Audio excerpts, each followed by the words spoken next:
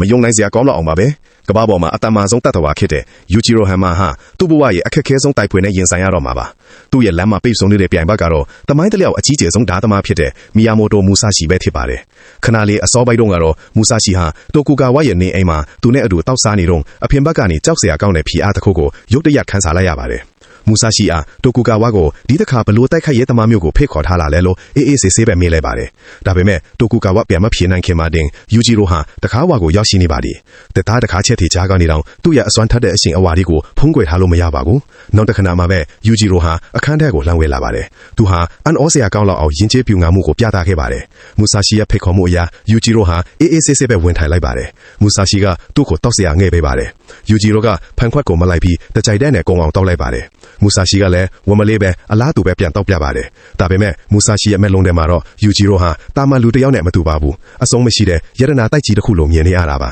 မူဆာရှီကစိတ်လှုပ်ရှားနေတဲ့အတန်နဲ့အတူသူ့ရှိကလူဟာသူ့ရဲ့တိုက်ခိုက်လို့စိတ်ကိုနှိုးဆော်ပေးလိုက်ပြီလို့ဝန်ခံလိုက်ပါတယ်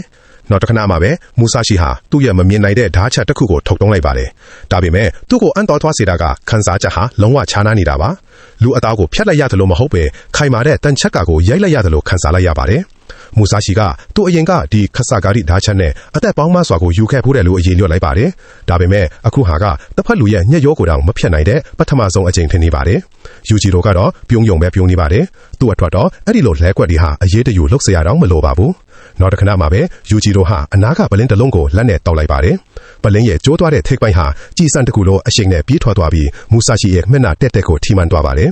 ဖြစ်ပြနေတာတွေကိုကြည့်ပြီးတိုကူဂါဝါဟာအန်တော်တုန်ကုန်နေပါတယ်အဲ့ဒီနောက်ယူဂျီရိုကတိုကူဂါဝါဘတ်လဲပြီးမူဆာရှီအတွက်တကယ်ဓာတ်အစစ်တက်လက်ယူလာပေးဖို့ပြောလိုက်ပါတယ်